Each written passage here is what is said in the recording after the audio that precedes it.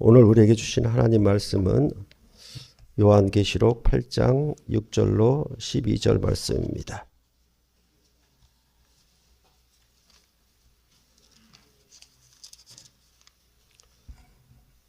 요한계시록 8장 6절로 12절 말씀입니다. 한 절씩 교대로 봉독해 올리겠습니다. 일곱 나팔을 가진 일곱 천사가 나팔 불기를 준비하더라.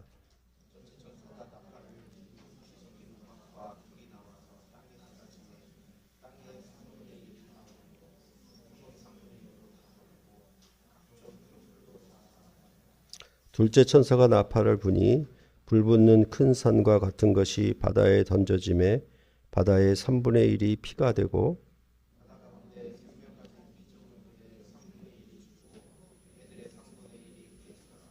셋째 천사가 나팔을 부니 횃불같이 타는 큰 별이 하늘에서 떨어져 강들의 3분의 1과 여러 물샘에 떨어지니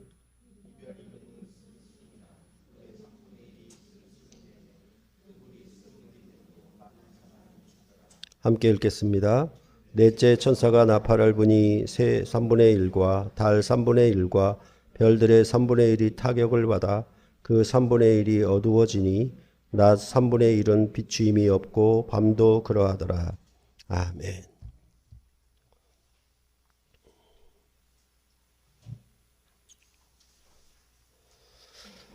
요한계시록을 오랜 기간 동안 강론한 끝에 지난 주일에 마치게 되었습니다.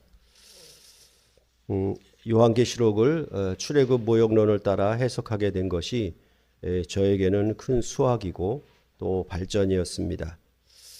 항상 그러했지만 말씀을 설교하고 또 해석할 때마다 하나님은 그 어렵고 난해한 부분들을 저의 나름대로 해결하고 또 해석하게 되어서 매우 기쁘고 또한 하나님께 감사를 드리지 않을 수가 없습니다. 요한계시록이 늘 말씀드렸던 것처럼 신앙생활 가운데 항상 난공불락의 높은 산처럼 보였는데 그래도 조금은 쉽게 여러분께 요한계시록 해석을 드리게 되어서 더욱 감사를 드립니다. 요한계시록은 일곱 교회가 받는 박해 속에서 하나님이 악한 세력을 심판하심으로 구원하신다는, 즉 반드시 될 일들을 알게 하여서 믿음으로 인내하며 언약을 끝까지 지켜 구원을 얻게 하는데 그 목적이 있습니다. 요한계시록은 그 심판을 일곱 인, 일곱 나팔, 일곱 대접으로 나타냈습니다. 일곱 인은 심판을 어떻게 경영하실 것인가 라고 하는 어떤 심판의 계획서, 설계서라고 보시면 좋을 것 같고, 일곱 나팔은 일곱 인에 대해서 그 심판을 실행에 옮기는 것을 말을 하고, 일곱 대접은 그 심판을 완결하는 것, 그렇게 보는 것이 좋다라고 말씀을 드렸습니다.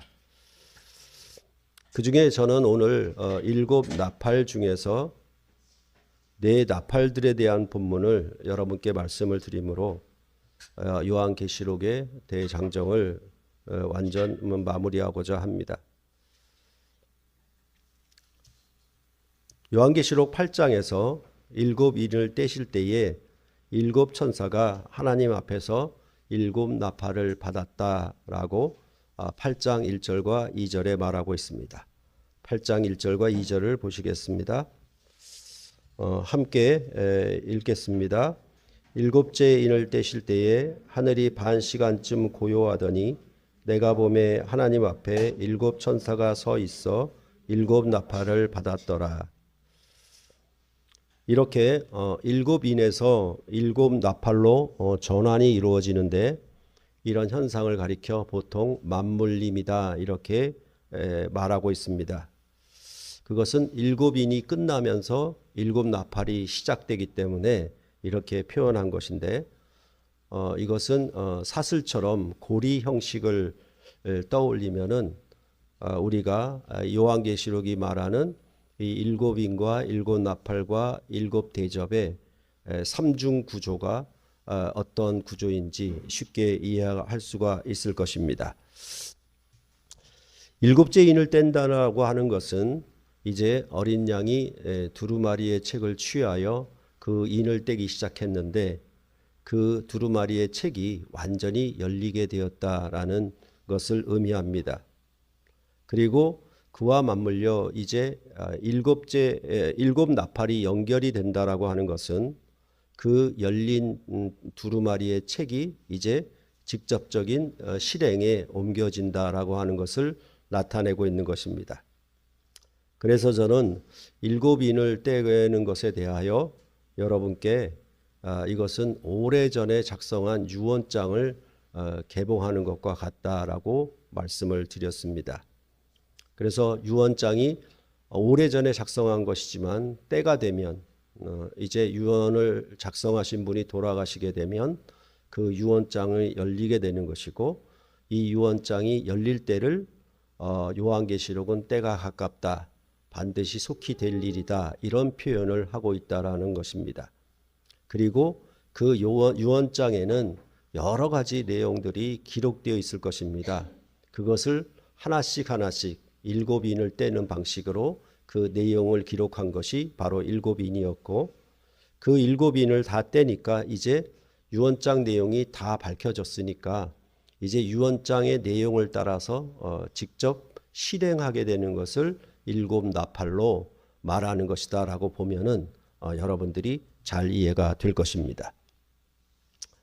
그러할 때 이 나팔은 요한계시록에서 하나님의 전쟁과 심판을 나타냅니다.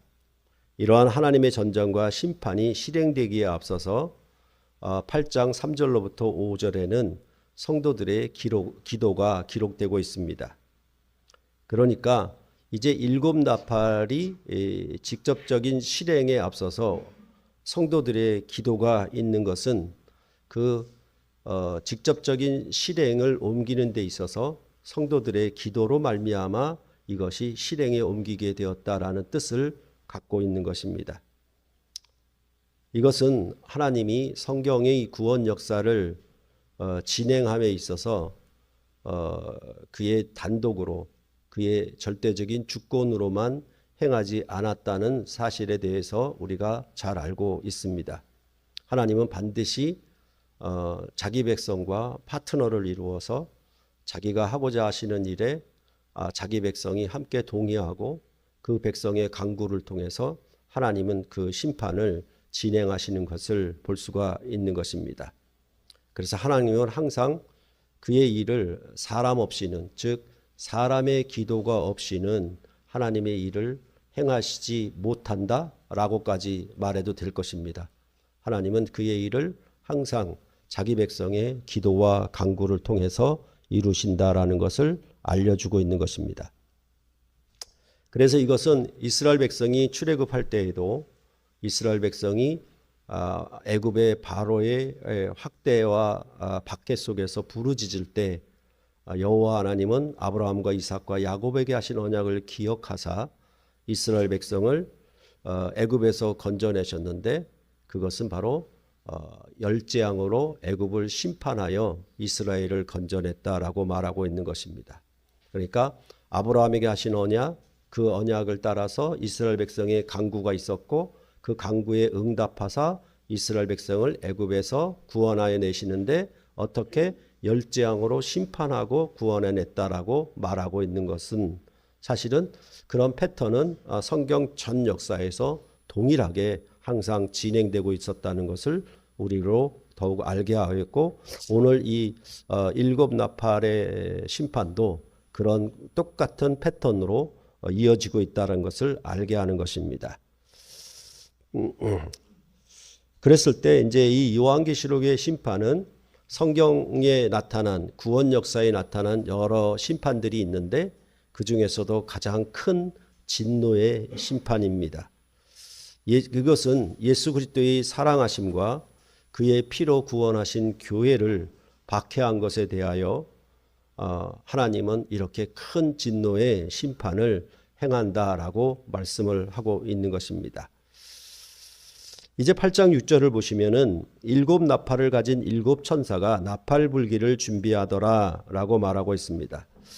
일곱 나팔의 심판을 예고함으로 시작하고 있습니다. 이러한 예고적 성격은 네 나팔 다음에 또 나옵니다.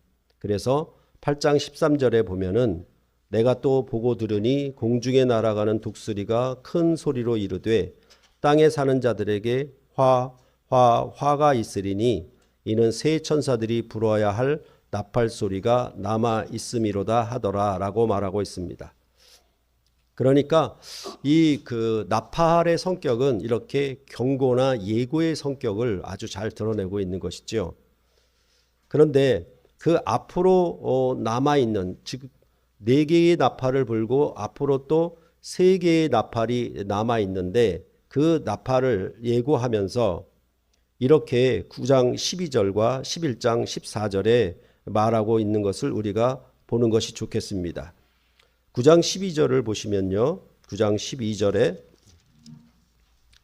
첫째 화는 지나갔으니 보라 아직도 이후에 화 둘이 이르리로다. 그러니까 앞에서 화가 임한다라고 얘기해 놓고 첫째 화가 지나간 다음에 또 앞으로 두 화가 임하게 될 것임을 또 이렇게 예고를 합니다. 그리고 나서 11장 14절에 또 뭐라고 얘기하냐면 둘째 화는 지나갔으니 보라 셋째 화가 속히 이르는도다 라고 얘기를 하고 있습니다. 그러니까 끊임없이 이 나팔은 예고적, 경고적 성격을 계속 나타내고 있다라는 것입니다. 앞으로 어떻게 될 것인가에 대하여 이렇게 예고를 계속하고 있는 것입니다. 그런 다음에 이 일곱 나팔의 결과는 11장 15절에 있습니다. 11장 15절을 한번 보시겠습니다. 11장 15절입니다. 함께 읽겠습니다.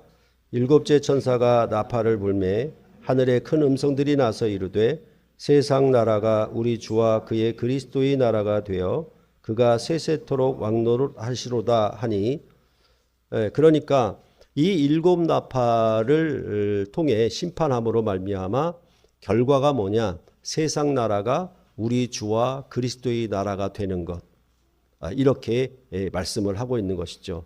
예를 들자면은 가나안 땅에 7족속이 있었는데 이스라엘 백성이 그들을 정복하여 심판하게 되면 가나안 땅이 이제 여호와 하나님의 이스라엘 나라가 되는 것이죠. 그런 방식으로 여기서 말하기를 뭐냐 하면 일곱 나팔을 불므로 말미암아 하나님이 심판을 하시게 되면 세상 나라가 우리 주와 그리스도의 나라가 된다라고 그렇게 말을 하고 있는 것입니다. 그러니까 일곱 나팔을 통해서 세상 나라를 우리 주와 그리스도의 나라가 되게 하는 목표, 그 목표를 이룬다라는 의미가 이제 11장 15절에 나와 있는 것입니다. 이것이 일곱 나팔의 전체적인 내용들인데, 일곱 나팔은 여러분께 말씀드렸던 것처럼 4+3, 이것은 일곱 인도 그렇고 일곱 대접도 그렇고 항상 똑같은 이 구조로 얘기를 하고 있습니다. 이러한 구조를 말씀드릴 때 출애굽의 10재앙은 3+3+3+1 이렇게 방식으로 진행되었다라고 말씀을 드렸죠. 그러니까 9+1도 좋고 그 9를 3+3+3으로 나누어도 좋다라고 말씀드린 것처럼 일곱이는 이렇게 4+3의 구조로 되어 있습니다. 그랬을 때 앞에 네 나팔을 불면은 그것은 전체적으로 자연계에 대한 우주적 심판을 얘기를 하고 있는 것이고, 나머지 세 나팔은 대적에 대한 심판이며 주로 사람에 대한 심판으로 앞서 말씀드린 것처럼 화라는 말을 계속 반복하면서 강조를 하고 있는 것입니다. 그러니까 이제 앞에 자연계에 대한 심판보다 뒤에 나오는 세 개의 심판은 첫 번째 화, 두 번째 화, 세 번째 화 이렇게 반복해서 예고를 하면서 강조해 주는 것이니까 사람에 대한 심판을 더욱더 크게 강조한다라고 보시면 되겠습니다.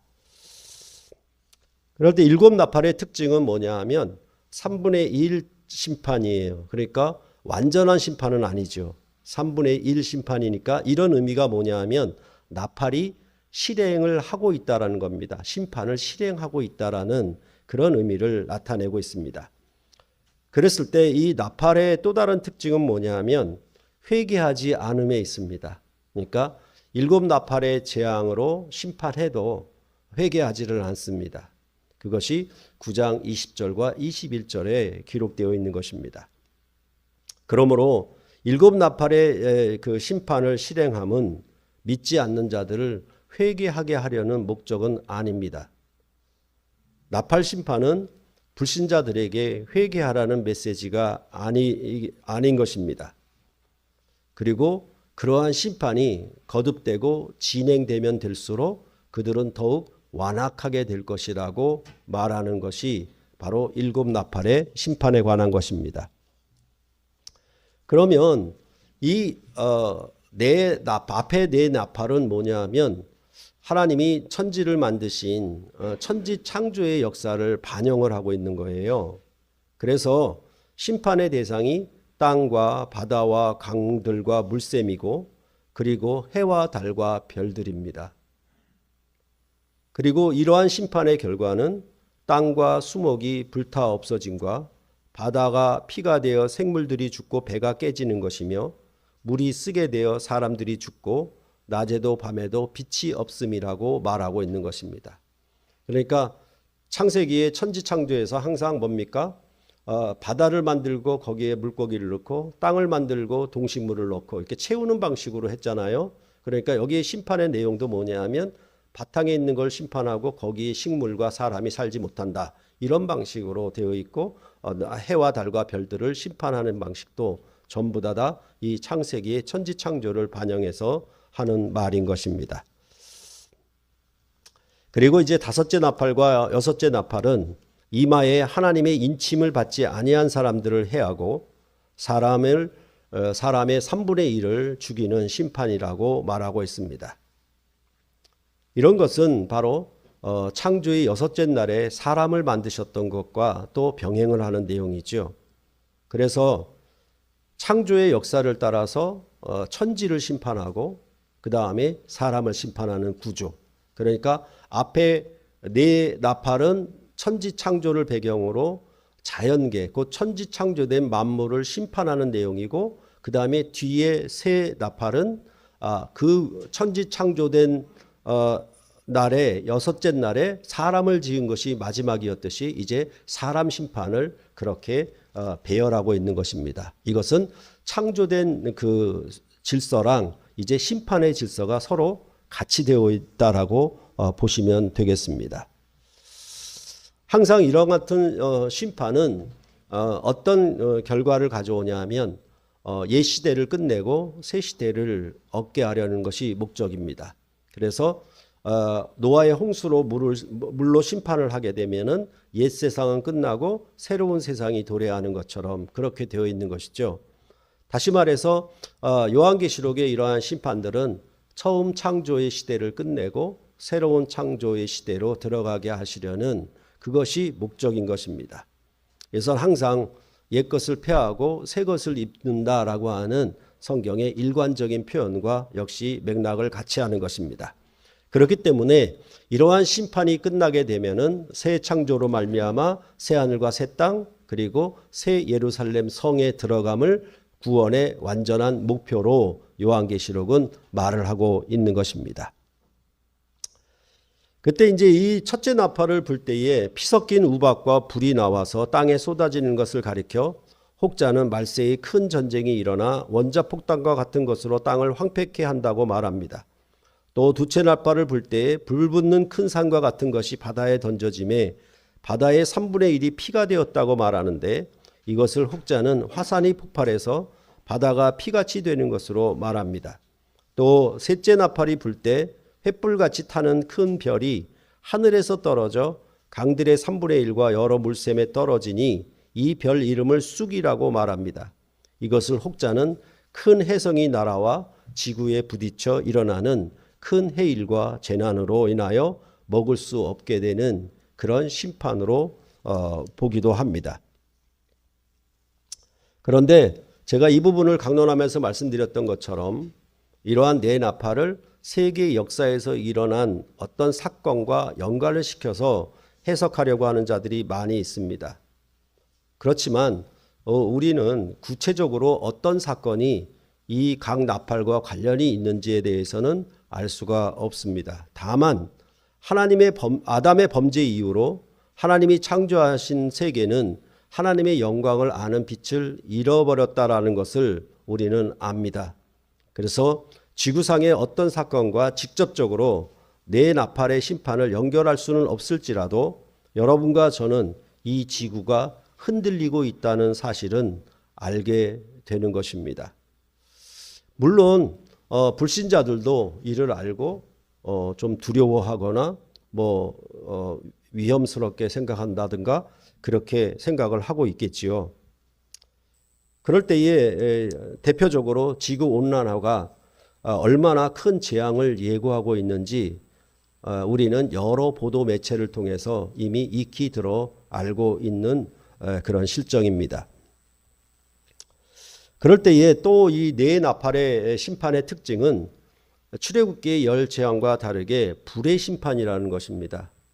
이것은 첫 창조된 세계의 심판은 물로부터 나온 세계였기 때문에 물로 심판하는 것이 주였지만은 이제 새 창조된 그리스도 안에 새로운 이 세계는 이제 마지막 불로 심판하는 것이라고 성경은 말을 하고 있는 것입니다. 그래서 이제 노아의 홍수 심판은 무지개 언약으로 다시는 물로 심판하지 않고 보존하겠다는 그런 언약을 주셨지만은 그것으로 영영 심판하지 않는다는 뜻이 아니라 보존한다는 것이기 때문에 그 보존하는 때가 끝나면 마지막에는 불로 심판하게 될 것임을 그렇게 말을 해서 이제 이 나팔 재앙에 나타난 불심판은 마지막 재앙이다. 이렇게 볼 수가 있는 것입니다. 그랬을 때 특히 이제 언론은 2023년 전 세계를 무너뜨린 역대급 자연재해는 시작에 불과하다라고 보도를 했습니다. 세계 곳곳에서 이상기후로 자연재해가 점차 잦아지고 그 피해 양상은 더 극단으로 치닫고 있습니다. 그래서 유엔은 2009년부터 매년 10월 13일을 세계 자연재해 감소의 날로 정하여 자연재해의 위험성을 알리고 자연재해의 위험을 경감하기 위하여 공식적인 기념일로 지정한 것입니다. 이러한 자연재해는 2030년까지 전 세계에 연간 약 560건, 하루 평균 약 1.5건의 심각한 재해에 직면하게 될 것임을 전망했습니다. 이 자연재해는 그것으로 그치는 것이 아니라 자연재해의 영향으로 사람에게 극심한 영향을 미친다는 것에 있습니다. 이는 일곱 나팔에서 나타낸 것처럼 처음 네 나팔은 자연에 대한 심판이고 나중 세 나팔은 사람에 대한 심판을 나타낸 것과 같습니다. 그리하여 2030년까지 기후변화와 재해의 영향으로 약 3,760만 명이 추가로 극심한 빈곤 상태에 놓일 것이며 최악의 경우 그 규모는 1억 700만 명까지 늘어날 것이라고 경고했습니다.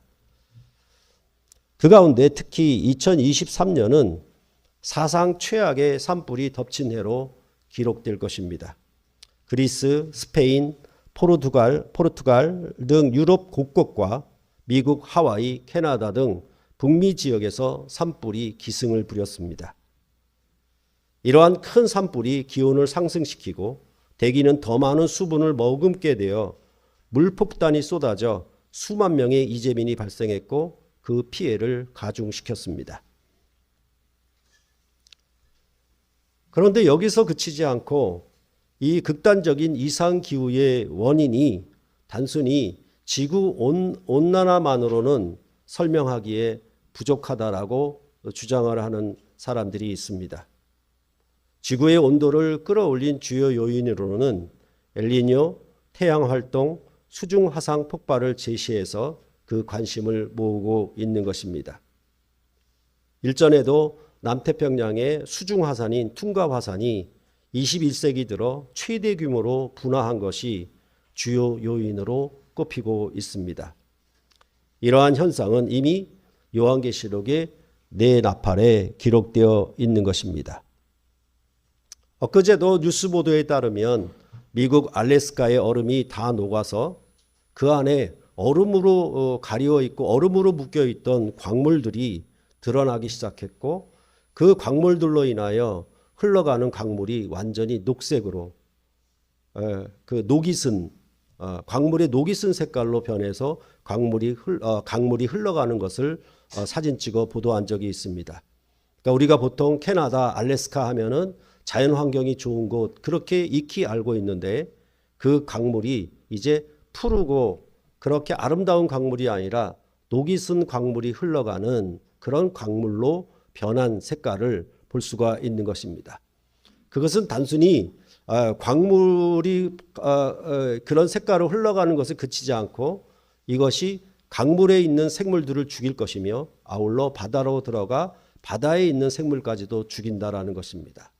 그러니까 이것은 전부 다 창조의 질서가 되는 것이죠. 바다를 만들고 그 안에 물고기를 넣는데 바다를 심판하면 물고기가 죽는 것이고 강을 심판하면 강물의 생물체들이 다 죽는 것. 그런 방식으로 일어나고 있는 것입니다.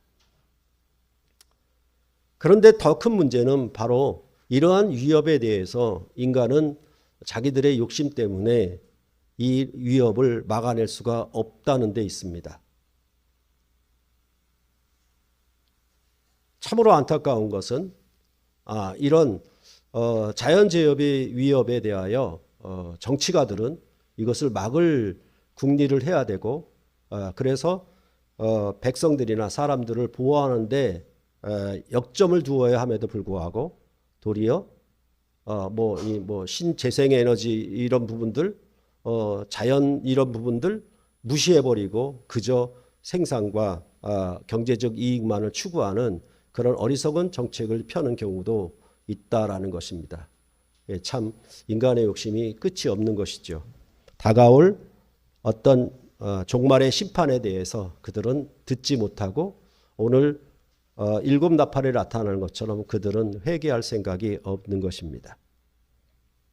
그럴 때에 이런 나팔 심판을 얘기하는 것은 이것은 불신자들에게 경고해서 그들로 회개케 하려는 목적은 아니라고 말씀을 드렸습니다.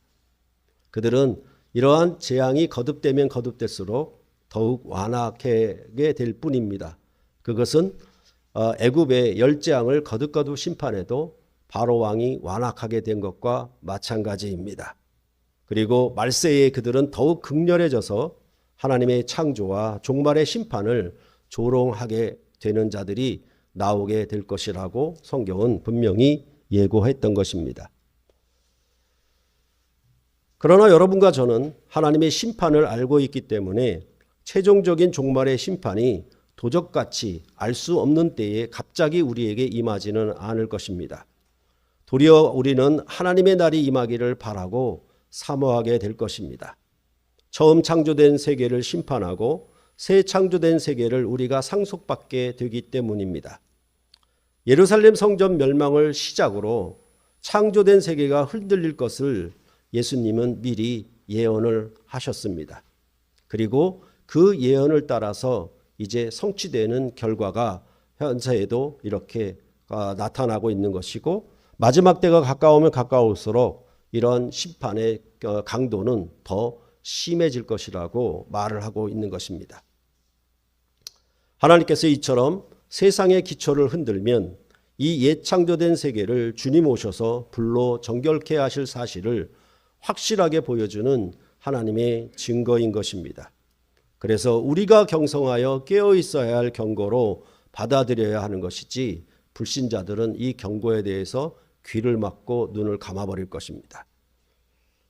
그것은 앞서 말씀드렸던 것처럼 출애굽기의 열재앙이 거듭 반복돼도 애굽의 바로 왕은 절대로 눈을 떠 귀로 들으려고 하지도 않았던 것입니다. 이것은 바로 이스라엘 백성을 구원하려는, 애굽에서 자기 백성을 구원하려는 하나님의 심판이었지 애굽의 바로왕을 구원하려는 심판은 아니었던 것과 마찬가지인 것입니다. 이와 같이 여러분과 저도 세상에 이러한 환난이 많으면 많을수록 오히려 그 나라를 바라보던 믿음으로 우리들이 확고하게 서야 하겠습니다.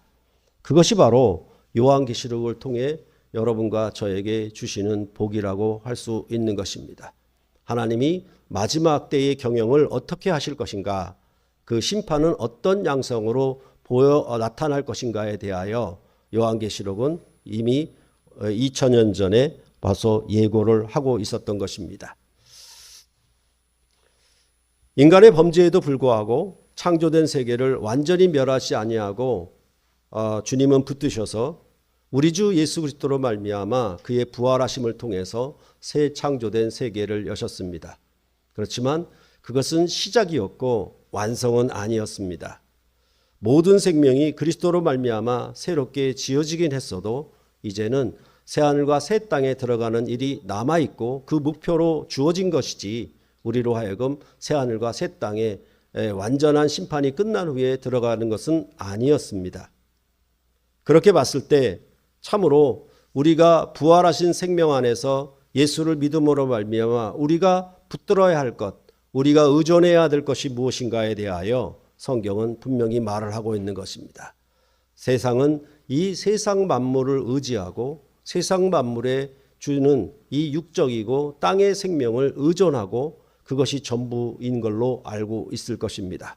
그러나 이런 모든 생명의 주관자는 하나님이시며 하나님이 반드시 세상을 심판하실 것이라고 이렇게 말해주고 있는 것입니다.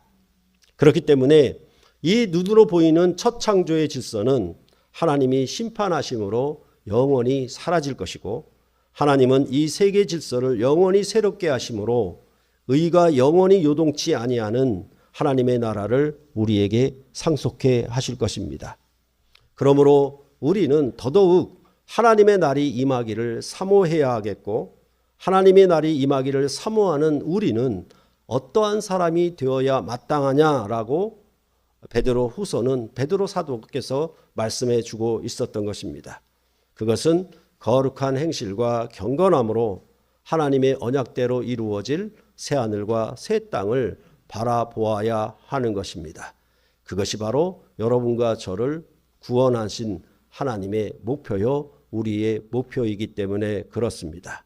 이것을 알고 이것을 듣고 지키는 자 그들에게 복이 있을 것이라고 요한계시록을 주신 목적을 말씀했던 것처럼 여러분들이 요한계시록을 통해서 이러한 하나님의 심판의 양상이 어떻게 진행되고 있고 그 날과 그 시는 알 수 없지만은 하나님의 심판이 실행에 옮겨지고 있다는 사실을 분명히 알고 이것을 알면 알수록 우리는 두려워 떠는 것이 아니라 하나님의 날이 임하는 것을 사모하고 새하늘과 새 땅에 들어가기를 더욱 바라보는 그런 복음의 소망에서 흔들리지 아니하므로 우리의 믿음의 경주를 끝까지 다할 것을 촉구하는 것이 바로 요한계시록의 전체적인 말씀인 것입니다. 요한계시록을 통해서 여러분과 제가 하나님의 마지막 이 종말의 경영이 무엇인지 확실히 알고 하나님이 어떻게 이 세상을 심판하고 우리 주와 그리스도의 나라로 세상을 완성케 하는지 그 일을 바라보며 여러분의 사는 삶 가운데 요한계시록을 통해서 분명히 알고 믿음을 경주하여 비록 환난과 이러한 재앙이 환난이 임할지라도 두려워하지 말고 인내함으로 믿음을 끝까지 지켜서 새하늘과 새 땅과 새 예루살렘 성에 들어가는 여러분과 제가 되기를 간절히 바라는 것입니다. 기도하시겠습니다.